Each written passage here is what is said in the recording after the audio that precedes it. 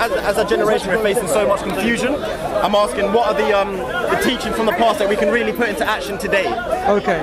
Now, I have a specific take on this. Yes. Even though we have knowledges that we've accumulated or seen and read, may not have applied, yes, throughout history, there has been knowledge that has been passed on to humanity. But when it comes to the truth about this life, our purpose in this life, where we came from, what happens after we die, is there a heaven or a hell?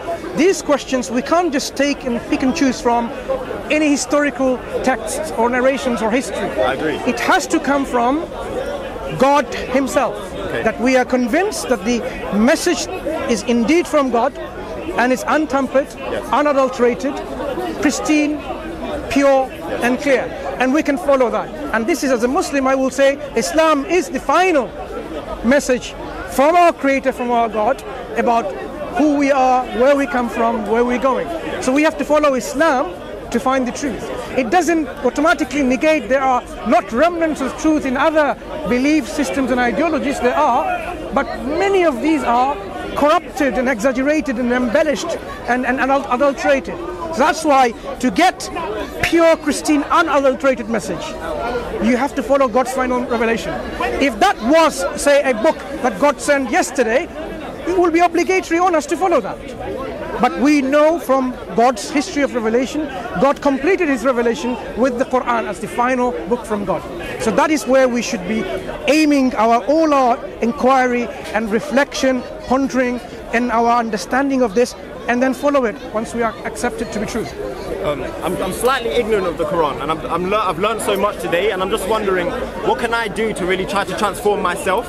Is it like, because do we have the same power as Allah inside us? Am I Allah as well? Am I an essence of that same Creator? But do I have that power? Can I realize that potential within myself? Okay. When you talk about God and the creation, you have to understand there's a distinction between the Creator and the created. There's always going to be a distinction. The moment creation has brought into existence, it's a distinction. Okay. Because this cosmos at one point didn't exist. Yes. So our whole existence is dependent, it's contingent upon our Creator. That means by very nature of our beginning of existence, we are solely reliant and dependent on God.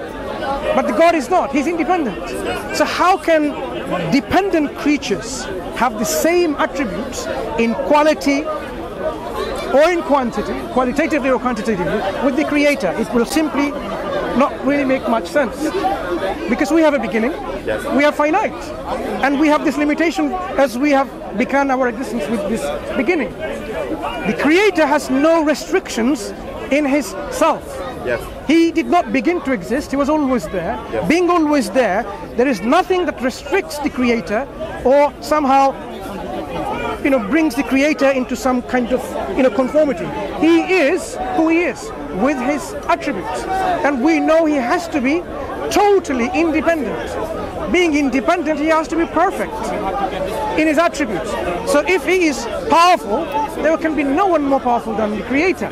So when we say, okay, can we be like him?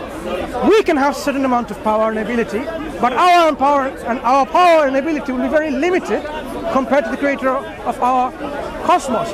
Do you know how big our cosmos is? Have you ever seen it on? I've seen it on YouTube. It's massive. Yeah? Yes. When you see them zoom in, right? Yeah. They can zoom in from you or zoom out and go all the way to galaxies and nebulae, and you will see how vast our universe is. Yes. The one who created all of this, how can we even compare to us or to any of the creation? He'll be totally unique. The Creator will be totally unique.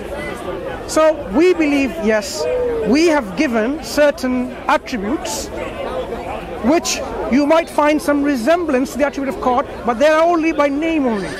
We have knowledge, but the Creator's knowledge infinitely more. Yes. He's all knowledgeable. We are a limited amount of knowledge possessing individuals. Does that mean that as in this lifetime, my potential has been capped? Okay, by definition, the infinite can never become finite can never become infinite or reach to the point of infinite. Okay? So whatever you have, your potential would never become equal to God's attributes. Okay? So in our makeup, whatever we have the potential to grow and increase. This is the teaching of Islam, where we are constantly to strive and to struggle to better ourselves. In fact, you can better yourself to the position where, people will say, wow, I knew this person was generous, but when I met you, I know what generosity means, for example. You can constantly develop yourself in generosity, in kindness, in forgiveness, in speaking the truth and being just and being merciful. Always room for improvement. So we have to take this as a spiritual path in our journey to develop ourselves.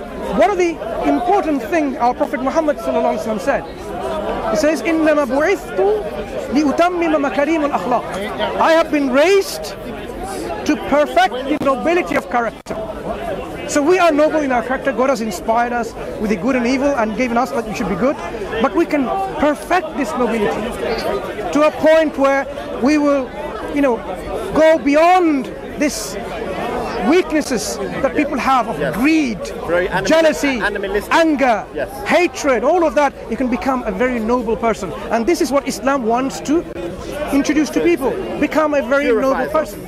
Purification. So the teachings have been sent to us so that in this lifetime we can purify ourselves.